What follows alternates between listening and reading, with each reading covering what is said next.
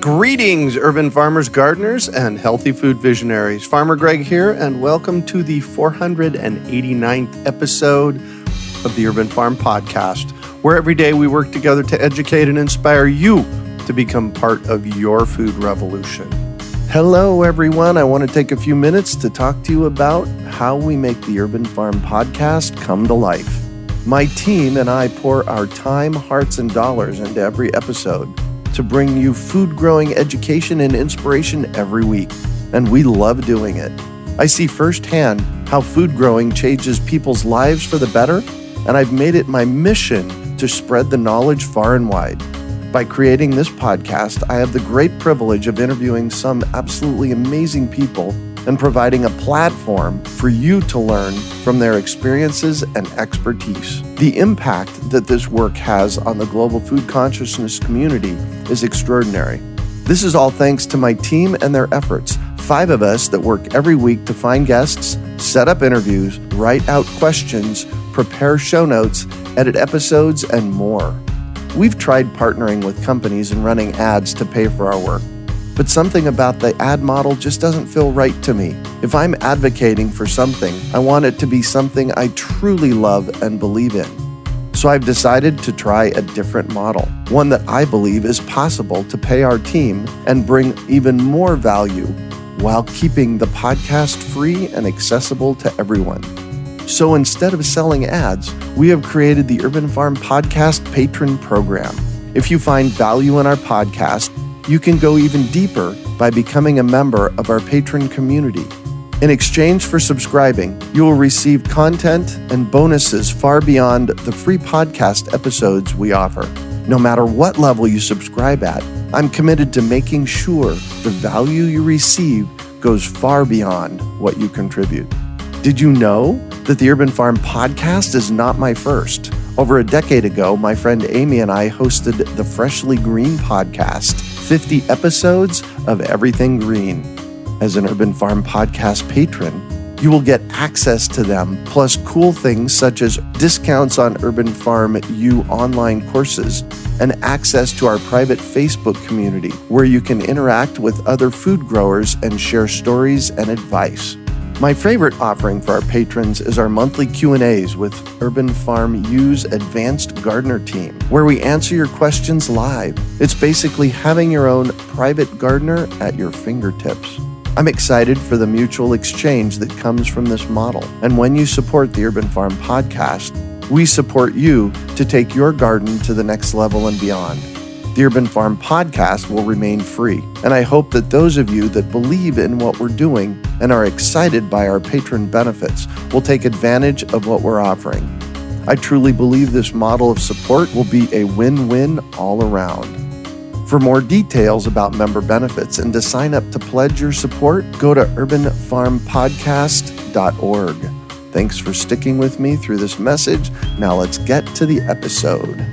Today on our podcast, we have someone who is changing the world by reclaiming nutrients lost from our bodies. We're talking with Abraham Noe-Hays about fertilizer from urine. Abraham is the research director of the Rich Earth Institute. He coordinates multidisciplinary research and demonstration efforts involving farmers, scientists, planners, and volunteer participants, aka urine donors, with the goal of developing tools to allow other communities to start recycling urine. A lifelong resident of Vermont, he has used alternative sanitation systems since 1976 and has been academically and professionally involved in their development since 2000. The Rich Earth Institute is an organization operating the nation's first community-scale urine recycling program. The program converts human urine into fertilizer for use on local farms. The initiative saves water, prevents pollution, and supports sustainable agriculture by turning a universal waste product into a valuable resource. Welcome to the show today, Abe. Are you ready to rock pee? Always, yes. Let's go. Awesome. So I shared a bit about you. Can you fill in the blanks for us and share more about the path you took to get where you're at today? Sure. Yeah, it's been a long progression, but sort of all pointing in this same direction. I grew up in a home with a composting toilet. It was not a great design for the climate that I was in, that our family was in. We were in Vermont. It was designed for California, so didn't exactly work quite right. And I had that in the back of my mind when I got to college, at College of the Atlantic, and started studying agroecology, compost science, soil fertility. And when it came around to doing a project, a thesis project, that composting toilet kind of became my focus of how would we do a better one? How would you do one that made better fertilizer, that was nicer to use, that was something that people would be excited to have? And I developed something. I retrofitted my family's toilet. It worked, which was exciting. And I went into business as a composting toilet designer and builder, and did that for a bunch of years, motivated by the idea of recycling nutrients, but increasingly frustrated with the fact that there was no great legal way to recycle the product of a composting toilet into being fertilizer. Then my co-director now of this organization, Kim Noe-Hays, approached me out of the blue and said, "I've heard what you do. Would you like to collaborate on a larger thing?" And we dreamed up this urine diversion program where we now do recycle nutrients from hundreds of people and turn it into fertilizer that we can legally use on farms. Wow. So honestly, my first thought behind that was, why would somebody want to do this? Right. Well, so many reasons. Where do I start? We always like to start with just the science of it and asking the question of what do we do now for fertilizer and what could we do better? So what we do now with fertilizer is we mostly produce it synthetically. We mine phosphorus. We synthesize nitrogen out of the atmosphere using a lot of natural gas, make fertilizer. We use that to grow crops. The nitrogen and the potassium and the phosphorus in the fertilizer and other minerals end up in the plants, which we eat. Those nutrients are in our bodies. Then we excrete them, mostly in the urine. And then those nutrients are in our toilet bowl. We flush them down the toilet with a bunch of previously clean water. And then it becomes water pollution, which we can spend a lot of money and resources trying to clean up and eliminate that pollution, or a lot of it, unfortunately, goes through a partial treatment process and ends up in rivers and causes algae blooms and fish kills and other environmental problems. So that's what we do now. What we could do, if we could separate the urine from that process. So instead of the urine going into the toilet and flushing down the drain, if it went down a different drain into a storage tank and was collected to turn into fertilizer, we would actually reduce more than 3/4 of the nitrogen pollution in wastewater just from taking out the urine. So that's the status quo of how we do it now, and that's where the nutrients from agriculture and from our bodies ultimately end up in the sewer. But we see the possibility of taking particularly the urine out of the wastewater stream, handling it as a resource, and turning that into the nutrients there, into fertilizer that can be used beneficially on a farm instead of being pollution in a river or the ocean. Mm-hmm. The thing about urine is that it contains the great majority of nutrients that are normally found in wastewater, but a very small part of the volume. Urine is less than 1% of the volume of wastewater we produce, but it has about 75% of all the nitrogen that gets flushed down the drain and somewhere around half of the phosphorus. Wow. So just by taking urine out of the wastewater stream, we can eliminate the majority of those two nutrient pollution problems and at the same time make a resource that helps support sustainable agriculture. So when we look at it through that lens, just the resource management lens, it really makes all the sense in the world. And then if you're talking about getting people to be excited about adopting it, we talk about the giggle factor or the ick factor, depending on who you're talking to. They have sometimes those two reactions. And one great way to get beyond that is just to take a look at what are these resources we're talking about? Where are they going now? And you look at where they're going now and you say, well, that's really not a great place. It's causing a lot of trouble there. Yeah. And we just need to find an easy, clean, socially desirable way that people can have their toilet do a new function. So we're not talking about necessarily getting people to radically change their habits. We're talking about changing our infrastructure and the way we handle wastewater so that we can just divide that very valuable but very problematic fraction, the urine, out and then do something good with it. Well, and you said some interesting things about nitrogen and phosphorus, and right now we're just flushing them away. We have an issue on the planet where we're reaching what they're calling peak phosphorus, don't we? Yeah, that's a matter of discussion and debate, I guess. I don't know if there's definitive evidence on either side that it will or won't be a massive problem, but it certainly could be.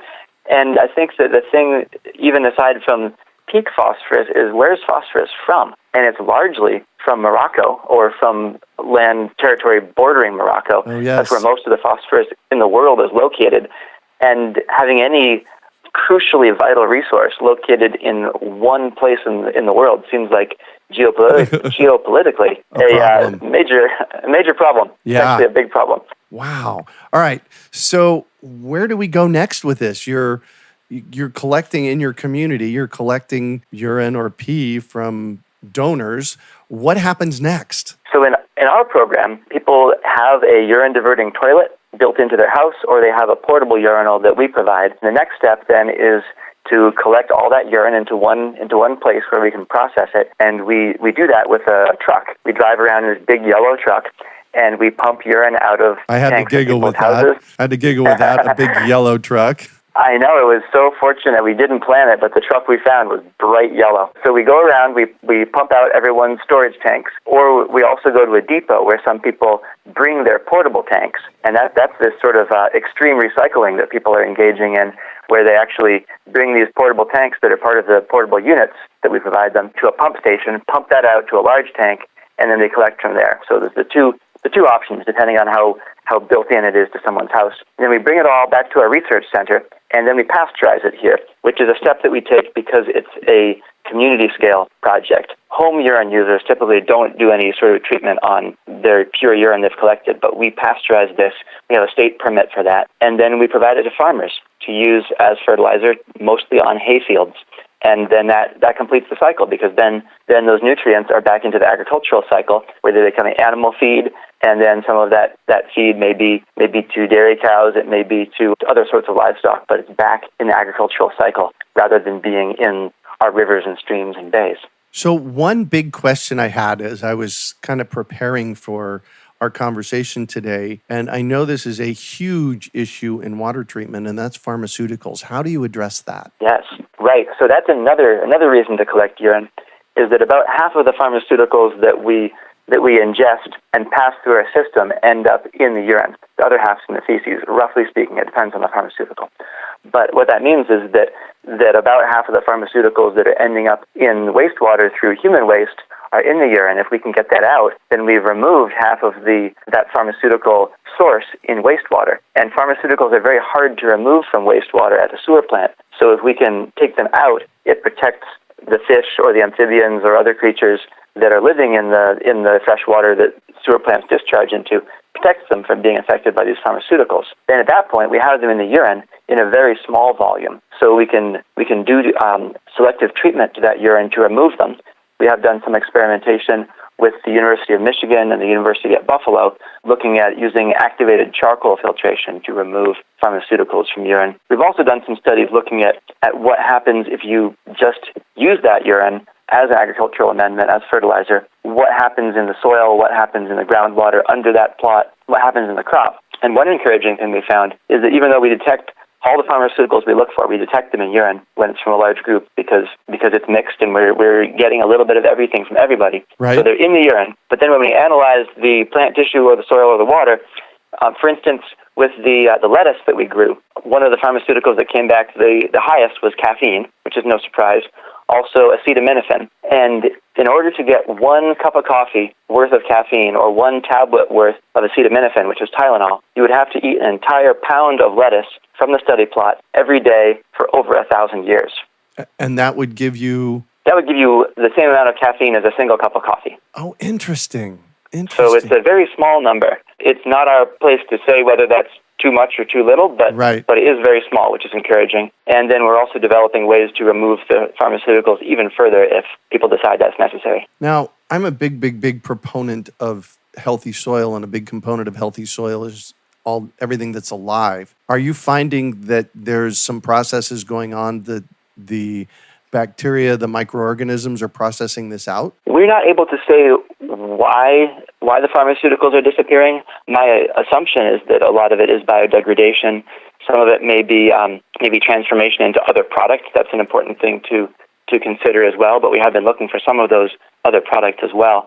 But yeah, a lot of those pharmaceuticals do biodegrade, but they're not able to do it in a wastewater plant quickly enough because the water is only there for about 24 hours. Right. But in agricultural soil, you apply urine as fertilizer, and then weeks or longer pass before you will be harvesting any crop, and that whole time is a chance for soil microbes in this hopefully very active soil to be biodegrading all the compounds that you add to it, including pharmaceuticals. So how are the farmers reacting when you approach them and say, hey, I got some fertilizer for you, man. It's made from pea? Yeah, well, we get different reactions. A lot of it depends on what people's fertilizer needs are and what crops they're growing and what kind of markets they're growing for. So we focus on hay farmers because hay farmers typically use fertilizer if they're growing a lot of hay and don't have enough manure to fertilize all of it. So a lot of hay farmers use synthetic fertilizer. Also, the crop they're growing is for a customer who is not going to have any ick factor. It's for a cow or for a horse or a sheep or something. Mm-hmm. So that's a nice way to introduce it. The biggest thing that we've had as an issue of using urine supplying it to farmers is that farmers usually want more urine than we've been able to supply because we're starting up this program. It takes a lot of urine to fertilize a hayfield, and we are growing, but farmers use a lot of fertilizer. So I wish we could provide more than to them right now, but it's very encouraging to us that the demand is much higher than the supply right now. So we can keep collecting more and more, which is great because it prevents pollution. And we know we have more farmers wanting to use this than we have fertilizer to supply. So we're good to grow for quite a while in that sense. Nice. So you're receiving a good, positive response out there from people that are farming. Definitely, yeah. And there are farmers who want to know more about it before they use it, or who have customers who they're concerned what would the customer's reaction be if they were using urine as fertilizer. I don't think there's any practical reason that a customer should be deterred by it, but it's all about the image and what people think their customers will like or not like. So it makes a lot of sense to start with the farmers where that's really not an issue.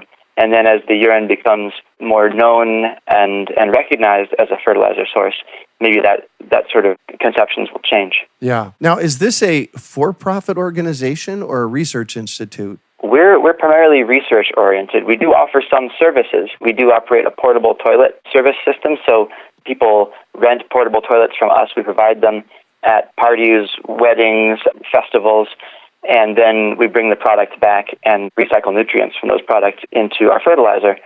But the institute itself is a not-for-profit, independent research organization, and we are affiliated with some universities, but we are truly independent. We get most of our support from research grants, from private donations, from people who want to support our work, and then from some consulting as well. Well, you got me over here going, ooh, giggling and smiling all at the same time. Oh, that's one of the best things about this topic. People really, they're drawn to talking about it. Whether they think it's a good idea or a bad idea from the start, people cannot help talk about this when the topic comes up. Well, yeah, it's one of those bodily functions that people laugh at, like farts. Everybody laughs about farts, right? So, of course, people are going to get giggly about it. How fun. So, how much urine is there to be collected from urban areas? I mean, I would think that, like Phoenix, we got 4.4 million people. Yeah, well, it's over 100 gallons of urine per person per year. You said 4 million people, that would be 400 million gallons of urine, potentially. Wow. Which, it's a large volume. And that really begs the question of how are you going to store it? How are you going to transport all that volume? And that is one of our major research topics right now, is how to concentrate those nutrients into a smaller volume. And we've been working with a few different technologies, reverse osmosis, which people use for making fresh water out of seawater. You can also make concentrated urine out of pure urine. And then the byproduct is a mostly clean water that could be recycled or used for another purpose. That was an amazing question, because usually the way reverse osmosis systems work is that we put water in it, and what comes out of the system, what we drink, that's the good stuff. And usually with RO systems, you lose about 50% of the water because it's flushing the bad stuff away. Did I just hear you say that you use RO systems because you want the bad stuff? Well, not really bad stuff, but yes, it's good stuff. Exactly. Yeah, the RO system has two sides. There's the concentrate, and that is the more concentrated salts or impurities or or fertilizer, and there's the permeate, which is what has permeated through the membrane and is very pure by comparison. So if you're making drinking water, you save that permeate for drinking and you discard the concentrate, which is a salty brine, Right. if you're working from seawater. And in our case, we put in pure urine, and the permeate is much lower concentration, mostly pure water, and the concentrate is almost all of those nutrients that are in the urine, but only 20% of the water. We actually can extract 80% of the water and save only 1/5 of the volume is what we're left over with as a concentrate. So it's 5 times as concentrated as before. And then using freeze concentration, where you take a solution, in our case, urine or concentrated urine, you partially freeze that. You end up with pure ice crystals growing through the volume, which then also has an even higher concentrated solution that has stayed unfrozen. So if you remove the ice, you're left with, at that point, a 10 times concentrated urine solution. Wow, I'm just fascinated by the technology and what you've done with this. You guys have been doing this almost a decade, right? Yeah, we started out with the idea in 2011 and started collecting urine in 2012. So it's been not quite a decade, but we're coming up on it. Wow. And where do you see it going? Well, hopefully everywhere. It's an idea that is really transferable to pretty much everywhere. It solves different problems in different places because there's really 3 things that urine diversion does. It can save fresh water because with a urine diverting toilet or urinal, in certain configurations, you don't need flush water or you don't need much flush water to clean those. So if you think roughly 4 out of 5 flushes every day are for urine, those flushes could be greatly reduced or eliminated through urine diversion. Then there's also the pollution prevention. We're not flushing those nutrients down the drain where they become nutrient pollution. We're saving those out. And then there's making fertilizer. So depending on where you are, you might have a water shortage. Where you are, you've got not a whole lot of water to go around. Right. Other places have very sensitive water bodies, like coastal bays or ponds or rivers or lakes. So you can protect those. Or in some places, particularly in other countries where there's really not a great fertilizer supply system, people could do a lot better in terms of supporting their soil fertility and crop yield if they had the ability to recycle the nutrients from urine into fertilizer to grow their crops for themselves to eat or for sale. Wow. So before we started recording, I mentioned to you that I had reviewed your document, Guide to Starting a Community-Scale Urine Diversion Program. This is a 52-page book on this process. Tell me about the process of putting it together and then the document, which is I think it's going to be available on our show notes page, right? Yeah, we hope that will be there. That process was a long time in the making because ever since we'd started doing this urine diversion project, our goal was to do geographical transfer, to figure out how to do it here and then tell people so they could do it in other places, because our goal is really for this to happen everywhere that it makes sense, which I think is pretty much everywhere. Yeah, right. Most places, yeah. They do it on the space shuttle, or space station, I guess, now, and everywhere on Earth, too. Would be great. So this document came out of the desire to help people know how we do this. And so we started cataloging all the things that we had done that had worked and that hadn't worked. And that was a big part of it, too, is that the goal of this project was to find all the problems that come up when you're doing urine diversion on a community scale and then figure out how to solve them or figure out how to just avoid those problems. So we've scaled up from a very small scale. Now we're still pretty small, but we collect over 7,000 gallons a year. Our target this year is actually to double that. And so we compiled drawings and descriptions and testimonials from farmers about all the different things we'd done, from the collection to the transport to the treatment to the application phases, and then also speculated on how you could do this in other situations, and tried to make something that would really help jumpstart someone's program if they wanted to do this somewhere else, because we've spent a lot of time and research money and funding figuring out how is the best way to pump urine so that the pump doesn't get clogged up and that it goes quickly, or what's a great way that someone can have a fixture in their home that's inexpensive that will be able to stay clean, smell good, and be easy to use.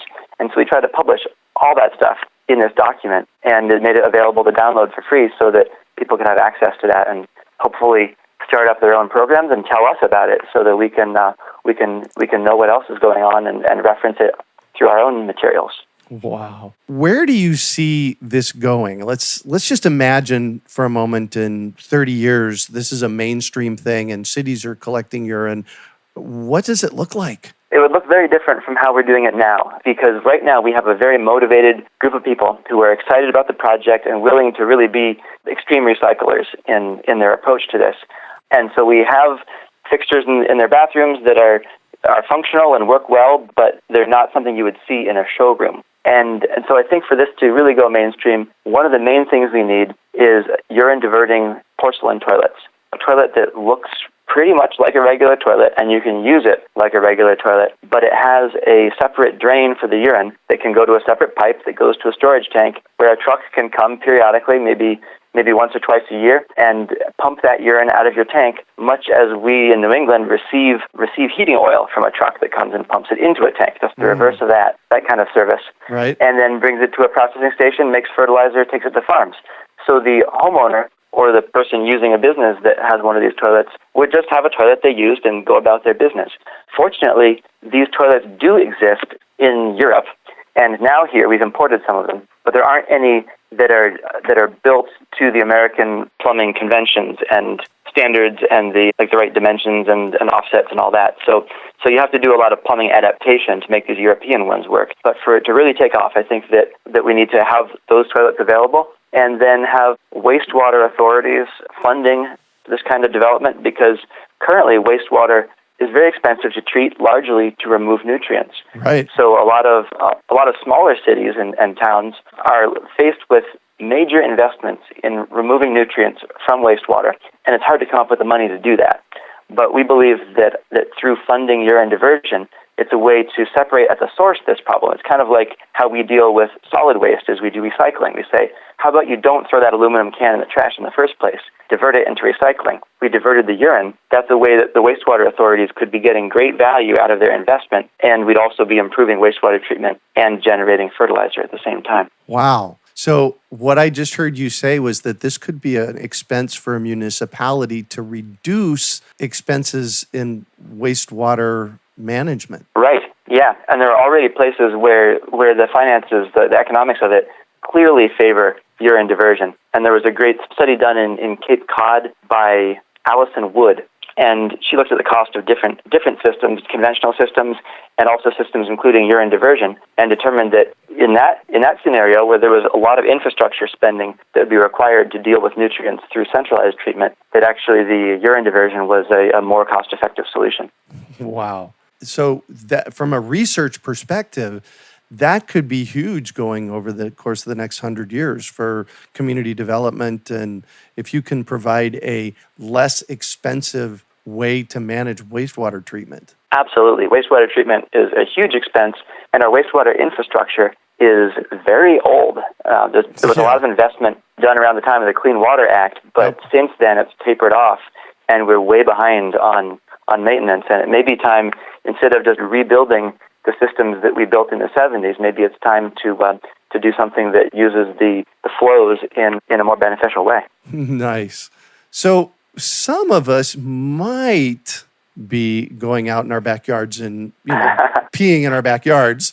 This is part of the process, right? It sure is. A lot of us are doing that, it turns out. We hear so many stories of people who meet us at an event, at a festival. They'd say, oh, well, I do this, and here's how I do it, and here's the amazing tomatoes I grow, or this is the amazing thing it did to my lawn. I knew someone, I had a friend who built a new house, and it was a new lawn. It looked terrible because it had not very good soil. And I went over one day and I said, boy, your lawn's looking really good over there, but what's going on? He said, well, after dark, I go and I do a little home improvement.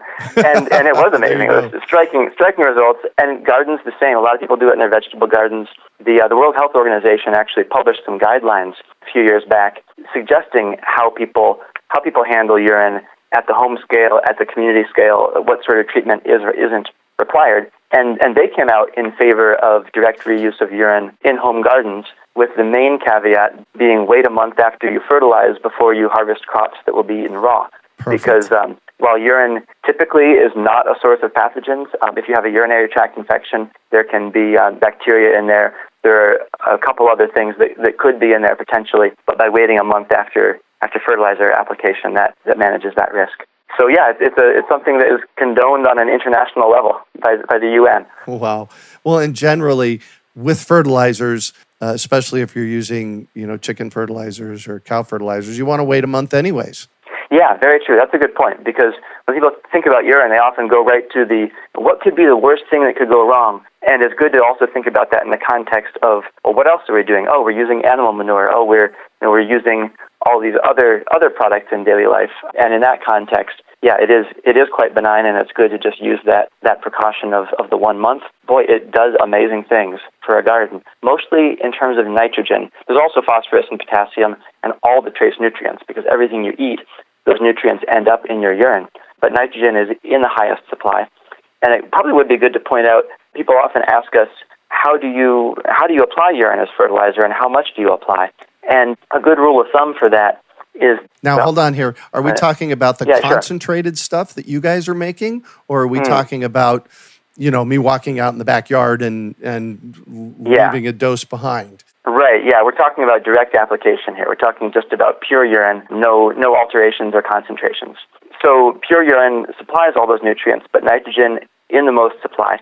And we often tell people, well, here's the NPK ratio and all these things, but I realized, to cut to the chase, really it's needed when plants are low in nitrogen. So often they'll look a little yellow, they won't be growing very fast then. Maybe it's been very rainy, the nitrogen has washed out of the soil. But when plants need nitrogen, a side dressing rate that's common is around 40 pounds per acre. I've seen that on extension service literature. And if you want to apply nitrogen at that rate to a plot that's a 10-foot by 10-foot plot, 100 square feet, you would need about 2 gallons of urine to apply your nitrogen at 40 pounds per acre. Oh, wow. And your garden might need more or less than that. And a soil test is really the best way to know what your soil needs. Yeah.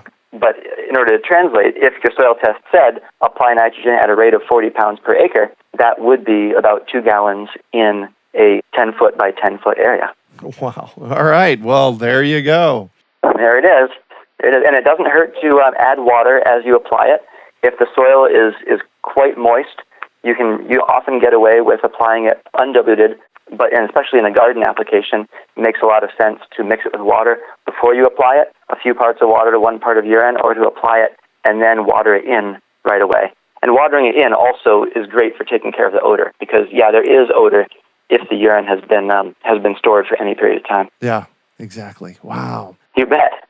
I'm going to shift on you, and I'd like for you to talk about a time you failed, how you overcame that failure, and what you learned from it. Failure is a great area to learn from. And I think for me it depends on what you mean by failure. In my research, I do things all the time that don't work. And we'll build something that we think will accomplish something with urine processing, or create a physical system that we think was going to have certain strength or certain durability, and it won't. And I don't really think of that as failure. I think of that as that's just how research works, is that if things went right the first time, then you already knew the answer, and you're not right. really learning much. Yeah. So that, I don't think of that as failure. That is just doing research. But the kind of failure that I actually do worry about and am fearful about are the failure that damages property, or that is like a social gaffe where I really did the wrong thing. I really messed that up. I wish I could take it back. Predicting competence, if I were to say, oh yeah, we can do that, and then it turns out we can't. Now, those are the kind of failure that I really am averse to on a personal level. Spending money on something, a bunch of money, I think it's gonna set us up to do something great, and then oops, that was a waste. Those are the ones where I feel like it's a horrible feeling. And that's a relationship I feel like it can be helpful because it makes me careful, but it can also be a liability, especially things like the social aspect, where I actually have a little bit of face blindness as far as I can tell. I have such a hard time recognizing people I've seen once or twice. Oh, yes. And it can lead to super awkward situations where someone comes up and is like, oh, hey, what's going on? Tell me about this. And I'm just trying to figure out who they are and make that connection. And the thing I learned from that, because it's just so disheartening to, I'm sure, come across as like, he wasn't really that happy to see me. He didn't ask me anything about myself. I try to just say, I'm sorry. Can you tell me who you are? I have this problem. It does help a lot. I think that's one thing I have learned, admitting those areas that I'm not competent. goes so far to avoiding the embarrassment and just the things just don't turn out very well when you're trying to work around that stuff, and better to confront it right on. Yeah.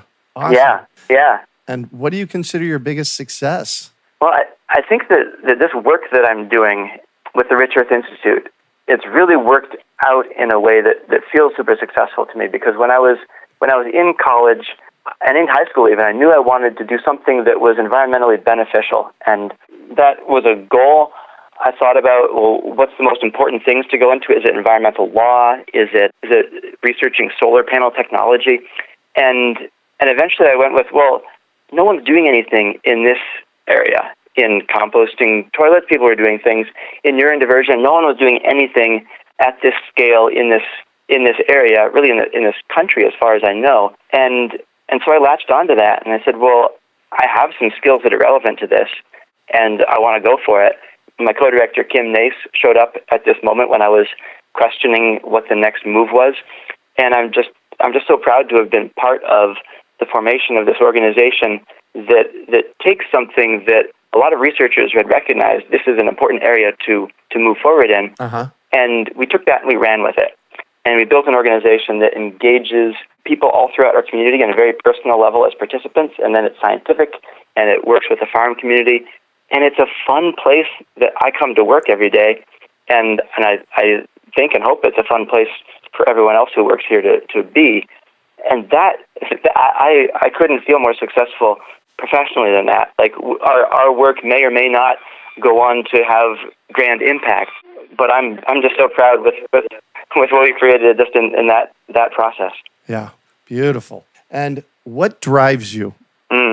It's a combination of intense curiosity with how things work or could work, and then a desire to make things better in some way. And I could have taken that in terms of like making a really high-performing product of some kind, but I've always been motivated about the environment. I've always been motivated about sustainability and trying to help push the world in a direction of health and surviving, thriving, ideally. I know I can't change the direction of the world, but I try to push it in that direction. And this work I'm in now is one of the only ways I've found to really, really combine that very sort of engineering, problem-solving, like tinkering. How can these little gizmos work with how can we solve a big problem? This is a big problem. Yeah, it is. Well, and I have to say that I do think that we can change the world with this work. And we do it by showing up every day and doing this work. Yeah, I think that's all we can do. Anything more than that is an unrealistic goal for any one person, and anything less than that is sort of demotivating. Exactly. So if you could recommend one book for our listeners, what would it be and why? Yeah, there's this book called Sustainable Energy Without the Hot Air. It's by David McKay, who has since passed since he wrote it. I think it's from around 2011. But it's this amazing look at sustainable energy and all the different kinds of sustainable energy and all the different kinds of energy use. And I love it because it looks at it through an energy balance perspective, which the engineer part of my way of thinking loves that, because it's not just saying, here are a million different ways we could make energy. It's saying, let's look at all the energy we use, what is realistic to save, and all the ways we could make energy, how much could we make from all those? And it's actually radically different how much you can make from biomass versus solar versus wind. Now, I don't want to say which one is which because you got to read the book to find out. But if you've ever looked at those issues of sustainable energy and just had that question of, well, which ones really add up? This is the book that answered those questions for me. It's a little out of date now, but the basic aspect of it all is all super sound. And if you're like me, it's a wonderful ride. He takes you on this great ride through just dissecting cars. Why do they take energy for a car? Let's look at the wheel friction. Let's look at the air friction. Let's look at all these aspects. How have they been changed? How can we not change them because they're just inherent? And what's just to do with style or just to do with convention? And it just deconstructs all these energy-consuming things and all the energy-producing things and then reassembles them in a way where you're like, oh, well, here's how it could work. And those other things, wow, they're part of the equation, but we shouldn't we shouldn't put all our faith in those baskets. Yeah. What was the name of the book again? It's called Sustainable Energy Without the Hot Air. Awesome. And it's available for free on his website as a PDF. Wow. It's also available on paper for a price. Perfect. And what one final piece of advice do you have for our listeners? That's a hard one, because how does anyone know what's good for anyone else? But for me, the advice that I've sort of assembled for myself that I try to follow is to do the things that I actually love, and to not spend a long time working towards something in a situation I dislike, in the hope that someday it'll lead me to something I do like. And in my case, that was pursuing dry sanitation. There wasn't much money in that for a long time for me. I actually have a job in that now, but for a long time it was pursuing that because it fed me in terms of intellectually and in terms of feeling like this is a good thing to do. And then eventually it led me to this career that I didn't know existed when I started. And I realized that's a privileged opportunity, because I was able to go to college and I was able to leave college without massive debt. And so I was able to do things that didn't make a lot of money. But I've even seen people who didn't have that imperative just go down the path of, well, I should do this because it's stable, or it's secure, or it's a good job, and lose track of the things that they really enjoy and that feed them. Yeah. So that's the advice I try to follow myself. Excellent. Excellent. Thank you so much for joining us on the show today, Abe. It has been P-lightning. Oh, man. Oh, that was a bad one. Are a occupational hazard here. Thank you very much. This has been a great conversation. You Thanks. bet. How can our listeners find out more and get a hold of you? Yeah, well, you can go to our website, which is richearthinstitute.org. You can also find us on Facebook or on Twitter. And you can also email us at info@richearthinstitute.org if you have a question. That goes to me directly and several other folks. And you can start P-cycling whatever way is available to you wherever you live. And if you're interested in trying to start some sort of a community scale project, please reach out to us, because we are here to help. Awesome. You can also find show notes from today's podcast at urbanfarm.org/P-cycling. Hey, if you've enjoyed this podcast and are interested in listening to my first podcast series, Freshly Green, from 2007, you can subscribe to support the Urban Farm Podcast. With that, you will have access to Freshly Green and so much more bonus content. Visit urbanfarmpodcast.org to find out more and to pledge your support. We hope you enjoyed today's episode of the Urban Farm Podcast. Remember to listen for tips, advice, and resources to help you on your journey with urban farming. You can find us on the web at urbanfarm.org or send us an email to podcast@urbanfarm.org. In the words of Vincent van Gogh, great things are done by a series of small things brought together. Be encouraged that with each lesson learned and skill developed, you are one step closer in the direction of your dreams.